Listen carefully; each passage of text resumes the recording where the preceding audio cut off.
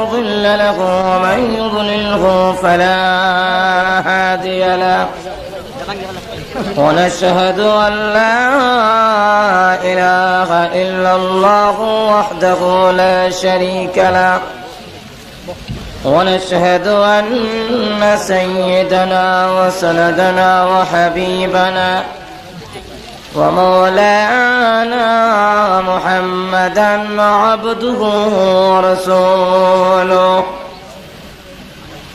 الذي أرسل إلى الناس كافة بشيرا ونذيرا وداعيا إلى الله بإذنه وسراجا منيرا أما بعد فقد قال الله تعالى في كلامه المجيد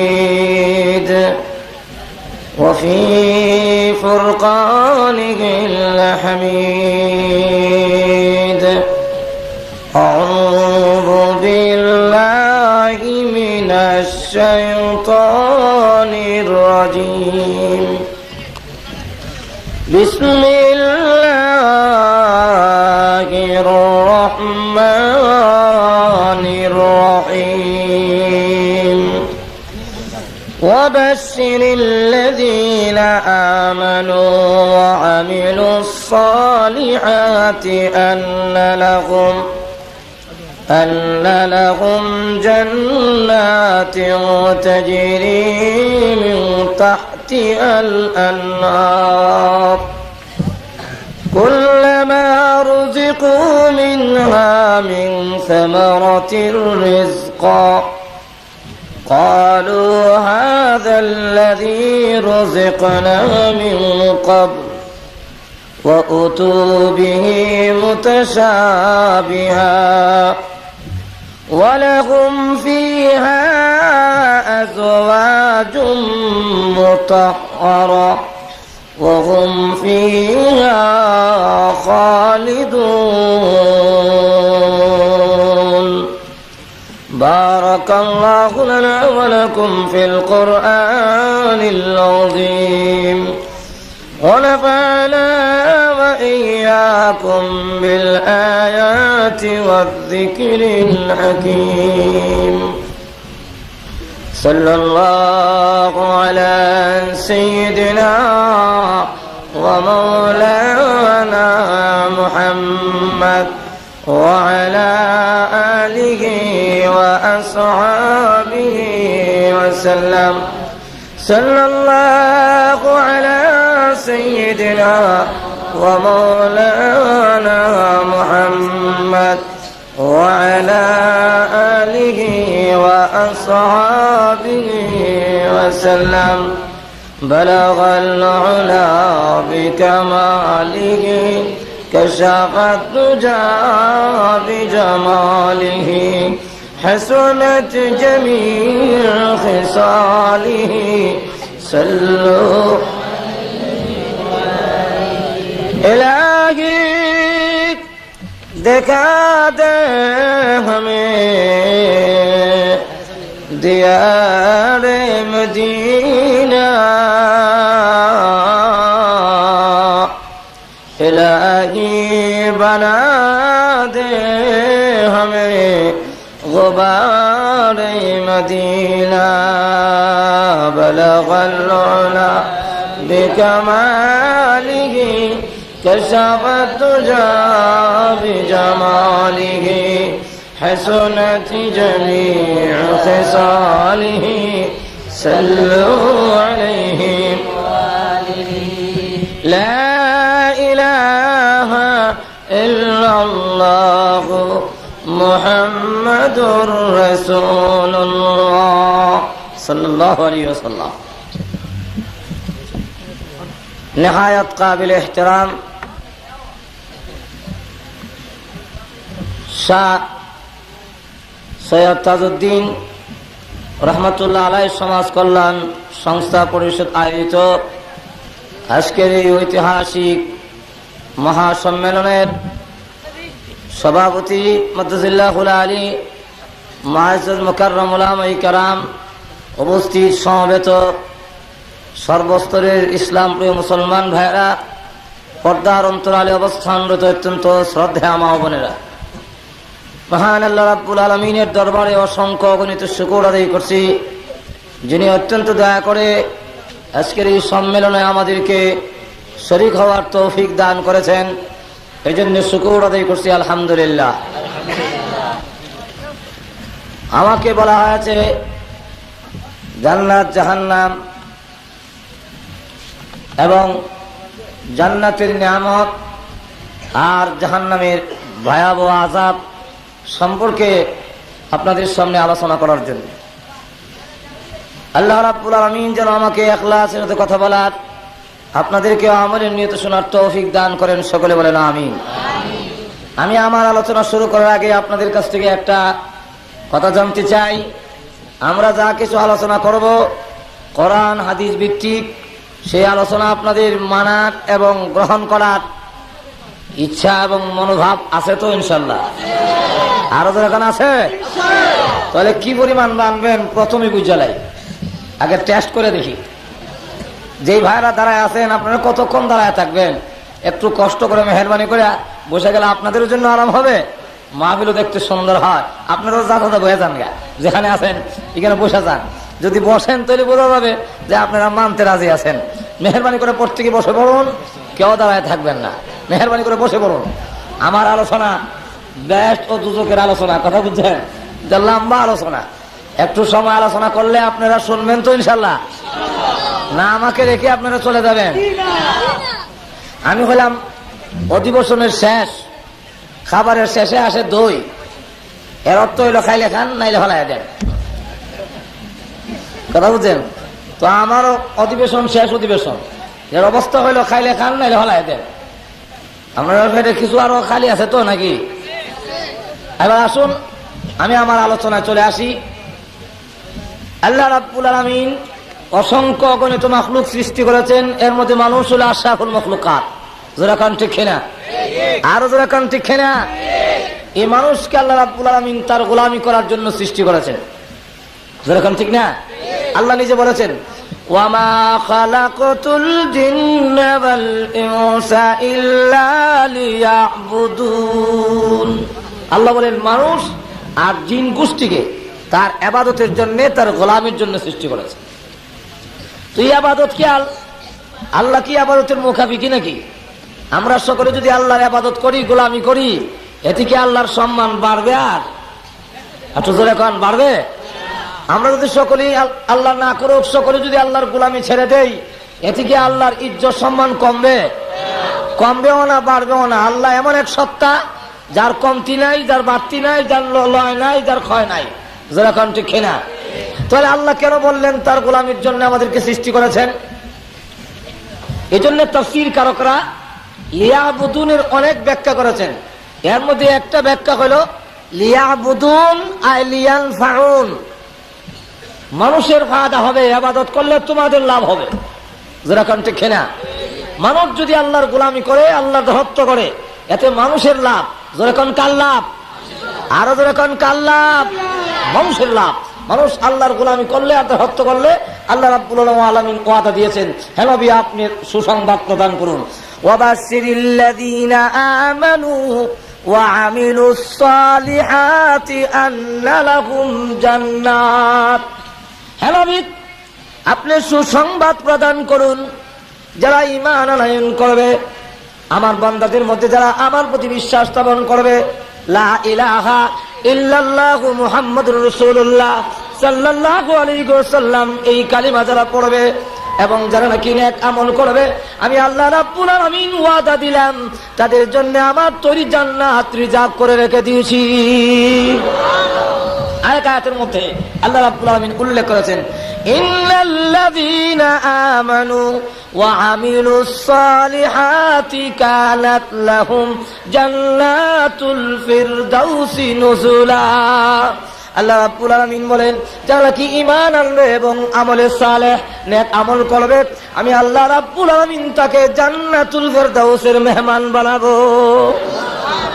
কোন জায়গার মেহমান? জান্নাতুল ফেরদাউসের মেহমান। কারণ জান্নাতুল ফেরদাউস তথা জান্নাত পেতে হলে পূর্ব শর্ত হলো ইমানদার হইতে হবে।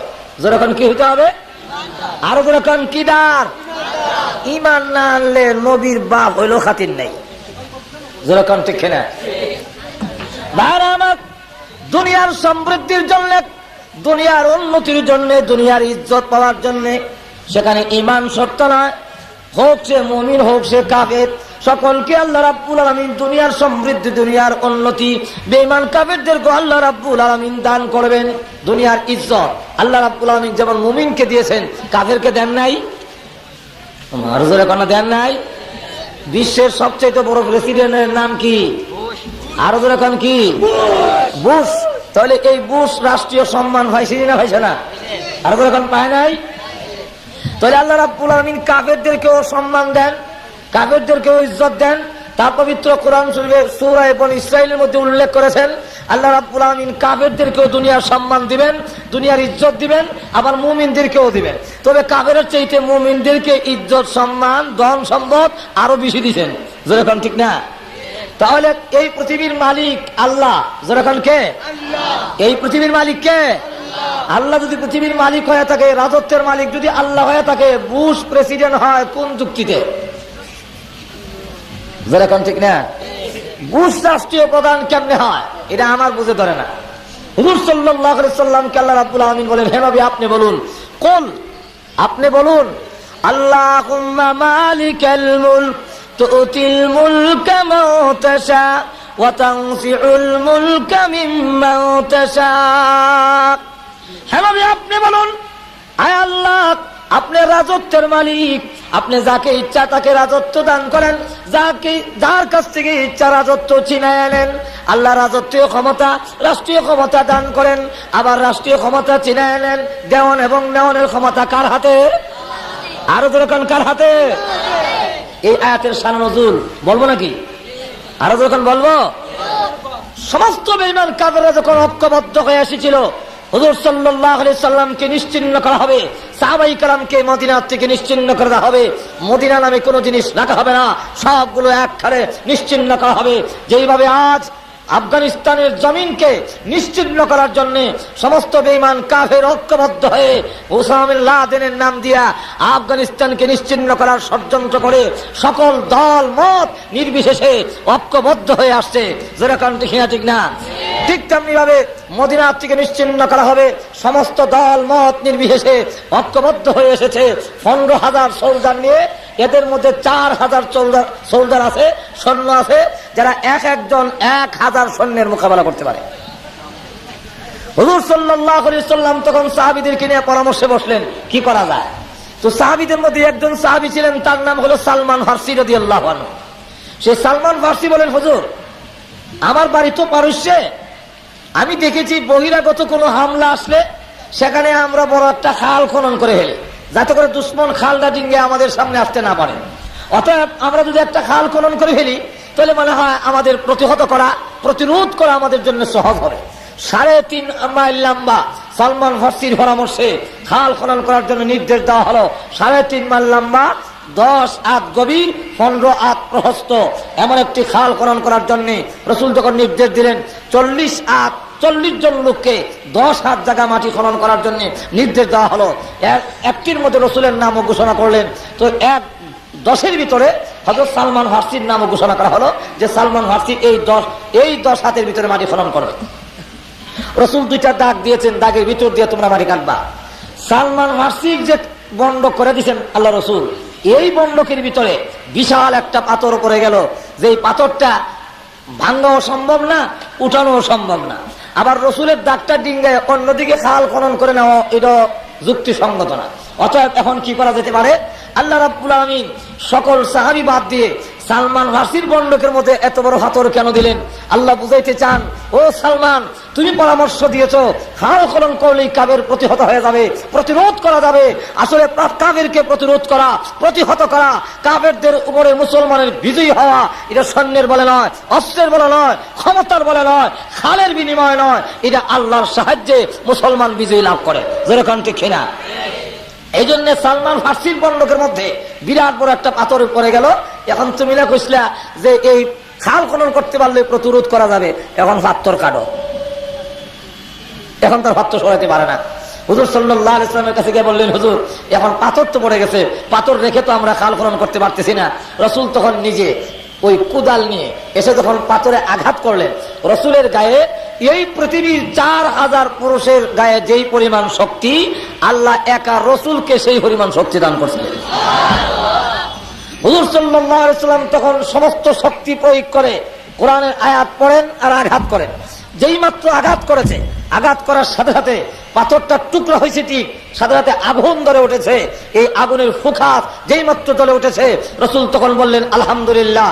আবার যখন আঘাত করলেন, করে আরেকটা টুকরা হলো, আগুন জ্বলে উঠলো, রাসূল আবার বললেন আলহামদুলিল্লাহ। সাহাবীরা জিজ্ঞাসা করেন, ওগো আল্লাহর নবী আলহামদুলিল্লাহ বললেন কেন? রাসূল বলেন, যেই মাত্র আগুন জ্বলে উঠেছে, ওই আগুনের ফুঁকাতে আমাকে আল্লাহ রাব্বুল আমিন রোম সম্রাটের সমস্ত রাজপ্রাসাদ, বিল্ডিং গুলো আমার চোখের সামনে তুলে ধরেছে। যেই মাত্র বিল্ডিং গুলো দেখতে লাগলাম, এমনি জিবরাইল আমার কানে কানে কয়, ওগো আল্লাহর নবী সেই দিন বিশুদ্ধ নয়, এমন একদিন আসতেছে সেই রোমের রাজপ্রাসাদ গুলো আপনার উম্মতের পদতলে এসে যাবে। রাসূল বলেন, তখন আমি আলহামদুলিল্লাহ বললাম। আবার যখন নাকি আমি আঘাত করেছি, আগুন জ্বলে উঠেছে, এই আগুনের প্রকাশের মাধ্যমে আল্লাহ পারস্য সম্রাটের সমস্ত রাজপ্রাসাদ, বালাখানা, বিল্ডিং গুলো আমার চোখের সামনে তুলে ধরলেন। জিবরাইল তখন আমার কানে কানে বলল, হুজুর ওই যে বিল্ডিং গুলো দেখা যায়, সেই দিন বেশি দূরে নয়, এই বিল্ডিং এর মালিক আপনার উম্মত হবে, সেই জায়গাও আপনার উম্মতের পদতলে এসে যাবে। রাসূল বলেন, তখন আমি বললাম আলহামদুলিল্লাহ। যখন রাসূল এই ঘোষণা দিলেন, কাফেররা তখন হাসে আর কয়, কি রিসার্চ করে আর কয়, মুহাম্মদ শুনলে মুখে হাসি পায়, পেটে মাত্র বাঁধে রাখছে, খাওয়ান নাই, ফিট ডাকবার কাহন নাই, দুশ্মন প্রতিহত করার মতো ক্ষমতা নাই, খাল খনন করতেছে আগেই ভয়ে। আর সেই জায়গা বলে কোথায় রোম সম্রাট আর পারস্য সম্রাট নাকি তার উম্মতের অধীনে এসে যাবে। নাউযুবিল্লাহি মিন যালিক। আমরা যখন বলি যে আমেরিকা মহাশক্তির মালিক, সারা বিশ্ব এক হয়ে আফগানিস্তানের মতো ছোট্ট একটা দেশ হামলা করেছে, উসামা বিন লাদেনকে হত্যা করার জন্য 24 ঘন্টা টাইম দেওয়া হয়েছিল। কিন্তু আমরা যখন বলি সেই দিন বেশি দূরে নয়, এমন একদিন আসতেছে আমেরিকার হোয়াইট হাউসের মধ্যে ইসলামের পতাকা উড্ডীন হবেই হবে ইনশাআল্লাহ। তখন একদল আছে মুনাফিকের গোষ্ঠী, ওরা যখন আসেনি, আরো যখন আসেনি না মোল্লা, তালেবান শেষ, উসামা বিন লাদেন শেষ, যখন বলে না এরকম, যখন বলে না। আসলে পরাজয় কি উসামা বিন লাদেনের না বুশের? কেমনে? সে বলছিল সারা বিশ্বের শক্তি আমার সাথে একত্রিত করে, 24 ঘন্টার ভিতরে উসামা বিন লাদেনকে জীবিত অথবা মৃত বিশ্ব আদালতের সামনে হাজির করা হবে। যেরকম ঠিক কিনা? 24 ঘন্টা গেল, 24 দিন গেল, 24 সপ্তাহ গেল, 24 মাস যাওয়ার পথে উসামাকে গ্রেফতার করবে দূরের কথা, তার পাগড়ির লেজে লাগালো এখনো হয়নি। যেরকম ঠিক না? ঠিক না? আর কিয়ামত পর্যন্ত বুশে হওয়া সম্ভব নয়। যেরকম ঠিক না? ঠিক না? এতে প্রমাণিত হয়ে গেল 24 ঘন্টায় পারল না, 24 সপ্তাহ পারল না, এতে প্রমাণিত হয়ে গেল বুশের পরাজয়। যেরকম ঠিক না? ঠিক না? আরো যেরকম ঠিক না? আর দেখা গেল তালেবান শেষ, মোল্লা ওমর শেষ, সব শেষ। কিন্তু মাঝে মাঝে আবার দেখা যায় গর্তের ভিতর থেকে বের হইয়া এমন মাইর দেয়, একদিনের মাইরে 220 জন নাই, হাসপাতালের কোন সিট খালি নাই, আমেরিকার সৈন্য আহত সৈন্যের কারণে। যেরকম ঠিক না? ঠিক না? যখন নাকি মুনাফিকরা এইভাবে উপহাস করতে আরম্ভ করলো, আল্লাহ তখন এই আয়াত নাযিল করে বলেন, হে নবী আপনি বলুন, আল্লাহুম্মা মালিকাল মুলক তুতিল মুলকা মান তাশা ওয়া তানজিউল মুলকা মিম্মান তাশা। আয় আল্লাহ, তুমি রাজত্বের মালিক, যাকে ইচ্ছা তাকে রাজত্ব দান করো, আর যার কাছ থেকে ইচ্ছে চিনায় আনো। রাষ্ট্রীয় ক্ষমতা দেওয়া আর নেওয়া এটা একমাত্র তুমি মালিক। যেরকম ঠিক না? ঠিক না? আল্লাহ যদি রাজত্বের মালিক হয়ে থাকে, নমরুদ কোন যুক্তিতে প্রেসিডেন্ট হয়, ফেরাউন কোন যুক্তিতে হয়, কোন যুক্তিতে কিল্টন আর বুশ রাষ্ট্রীয় ক্ষমতায় পায়, এটা আমার বুঝে ধরে না, আপনার আর বুঝে ধরেনি। আরো যেরকম ধরে, এই বুশকে আল্লাহ সম্মান কেমনে দিল? এত বড় লাল গালিচা দিয়ে মানুষের সম্মান দেয়, এই সম্মান কেমনে হইল? কাফেররা সম্মান পায় কেমনে? আমি আপনারা একটা যুক্তি দিলে আপনারা বুঝে ধরবে। দেব নাকি? আরো যেরকম দেব। আপনাদের বাড়িতে গরু আসেনি? আরো যেরকম নাই? এই গরু যতক্ষণ পর্যন্ত জীবিত থাকে ততক্ষণ পর্যন্ত কেউ যদি তার গায়ে একটা আছর দেয় এমনি আপনি লাঠি সুটা লইয়া বাড়ি যান গা, এই দেখা তুমি কার হুয়া যখন ঠিক না ঠিক না। আর যখন মারা যায় তখন এটা কি প্যাকেট করে ঘরে রাখেন না ফেলে দেন? ফেলে দেন। এই মরা গরুটা খাওয়ার জন্য কিছু কুকুর আসছে, এর মধ্যে কিছু কিছু কুকুর হলো আপনার দুশ্ময়ের কুকুর, যাদের সাথে 10 বছর ধরে কেস, কয়েকবার গুলাগুলি লাড়ালাড়ি হয়েছে। ওর কুত্তা খাইয়া আপনার মোটা হইয়া তাজা হইয়া জিব্বা বাইর করিয়া আর শ্বাস ফেলাইতে পারে না, খালি এখন যেরকম ঠিক না ঠিক না। এখন দুশ্মনের কুকুর খায়া যে সমৃদ্ধি হলো, তার যে উন্নতি হলো, এই জন্য আপনি কোন আপত্তি করেন? কিছু হা না জোরে করেন, আরো জোরে কোন আপত্তি করেন? কেন আপত্তি করেন না? দুশ্মনের কুকুর আমার মরা জানোয়ার খাবে কেন? যেরকম ঠিক না। দুশ্মনের কুকুর খাইলে আপনি আপত্তি করেন না আপনার মরা জানোয়ারটা। ঠিক তেমনি ভাবে রাসূল দৃষ্টান্ত দিয়ে বোঝান, ডাস্টবিন ময়লা আবর্জনা যেখানে ফেলা সেখানে মধ্যে একটা মৃত অসম্পূর্ণ বকরির বাচ্চা পড়ে আছে। রাসূল তখন হাত দিয়ে ইশারা দিয়ে বলেন, ও সাহাবীরা, এই মৃত প্রাণীরা কেউ তোমরা পয়সাটা কিনে নিবা? কৌদুর পয়সা মাগনা দিল নিতাম না। আল্লাহ হাবিব বলেন, সাহাবীরা, এই মৃত প্রাণীর যেমন তোমাদের কাছে কোনো কাদর নেই, কোনো ইজ্জত নেই, কোনো সম্মান নেই। আর দুনিয়া জিফাতুন, এই পৃথিবীটা হলো সম্পূর্ণ একটা মৃত প্রাণী আল্লাহর কাছে।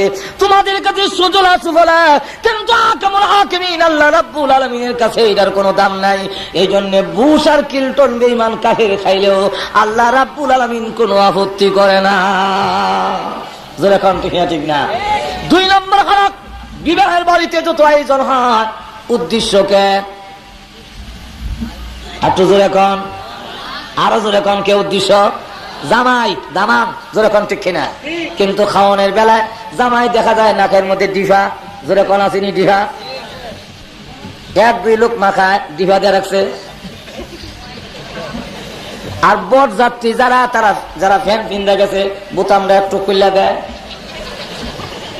যারা পাজামা পরিধান করে গেছে নিয়ারটা একটু খুললা দেয়, লুঙ্গি যারা পড়ে গেছে তারা গিরোটা একটু ওয়াশ করে দেয়।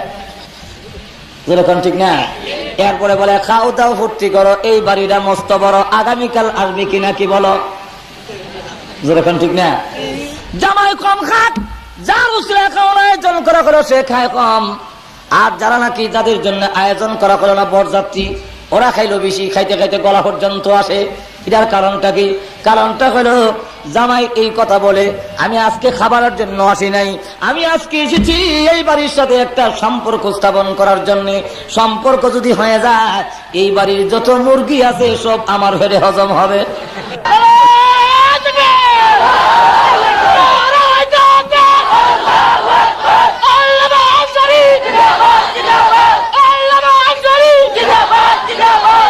আর যেই সমস্ত বেঈমান কাফেররা তারা যেহেতু জান্নাতে কোনো খাবার নাই, তারা তখন স্লোগান দেয়, গান গায়, খাও দাও ফুর্তি করো, এই বাড়িটা মস্ত বড়, এই পৃথিবী মস্ত বড়, আগামীকাল বাঁচবে কিনা কি জানো? যেমনি মন চায় sex free, free mind, free sex, যা চায় তা বুক করো, যা চায় জনশক্তি প্রয়োগ করো, কোনো আপত্তি নাই, কারণ জান্নাতের খাবার আমাদের কপালে নাই। জোরে কন ঠিক না ঠিক না, আরো জোরে কন ঠিক না। আল্লাহ রাব্বুল আলামিন বলেন, তোমরা জনমের মতো খাও, কিয়ামতের দিন তোমাদেরকে জান্নাতি নিয়ামত দেওয়া হবে না। যেমনি ভাবে আন্দর মহলের যখন ডাক আসে, আন্দর মহলের ভিতরে যখন যায়, তখন শুধু জামাই নাকো ডিভা দিয়া যায়, দরজা বন্ধ করে রাখার কোনো বিধান নাই।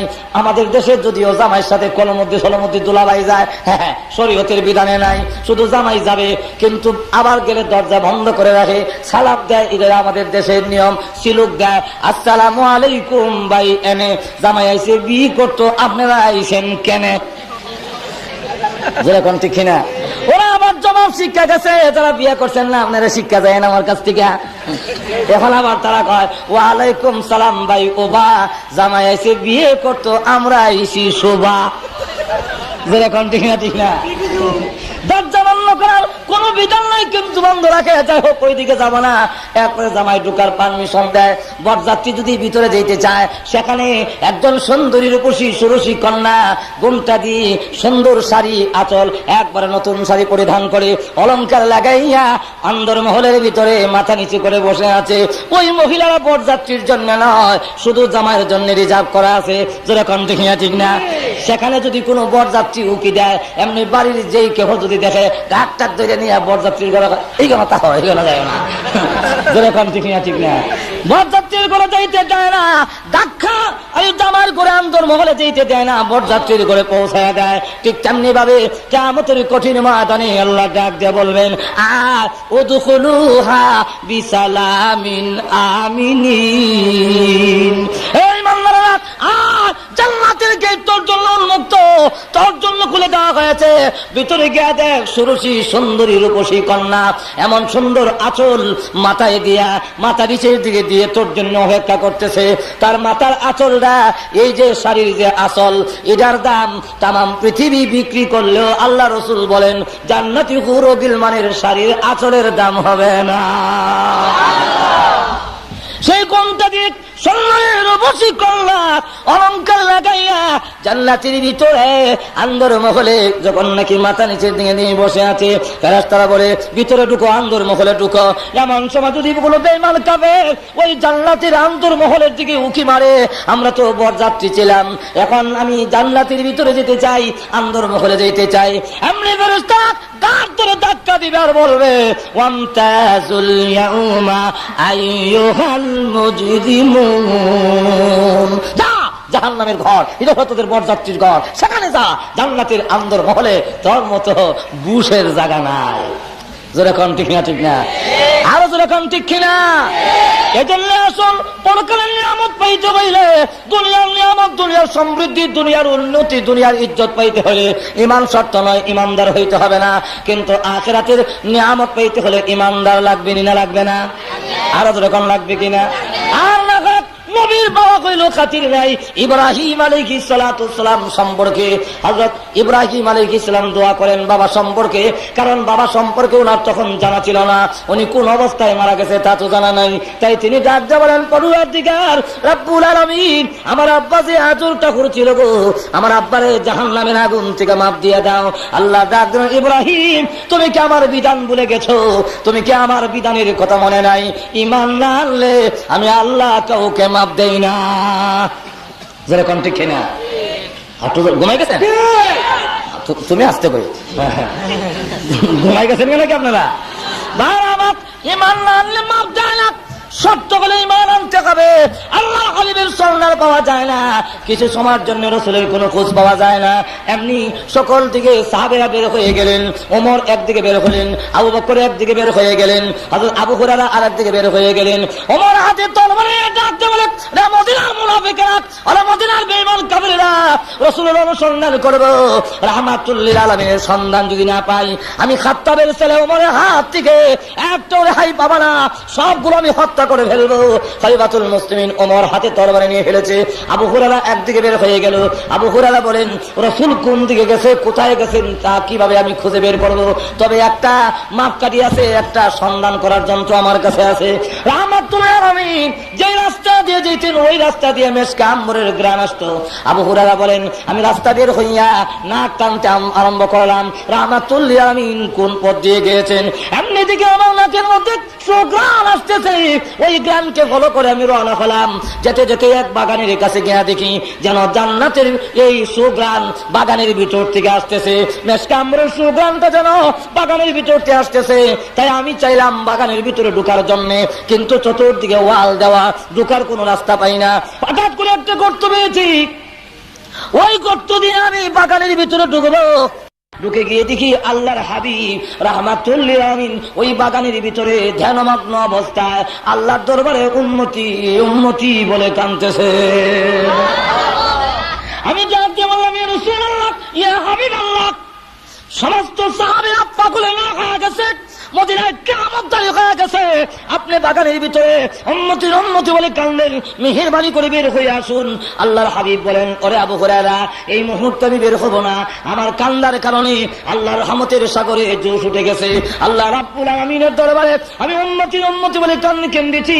সকল উম্মত, সকল মানুষ রাসূলের উম্মত, ইহুদি খ্রিস্টান বৌদ্ধ মুশরিক মুসলমান সব তো রাসূলের উম্মত। যেরকম ঠিক না, উম্মত দুই প্রকার, একদল উম্মতের নাম উম্মতে ইজাবত, আর এক উম্মতের নাম হলো উম্মতে দাওয়াত। দাওয়াত, একদল উম্মত রাসূলের দাওয়াত গ্রহণ করেছে, আর একদল উম্মত রাসূলের দাওয়াত গ্রহণ করে নাই। বেঈমান কাফেররা রাসূলের দাওয়াত গ্রহণ করে নাই। রাসূল সকল উম্মতের জন্য কান্দে, আল্লাহ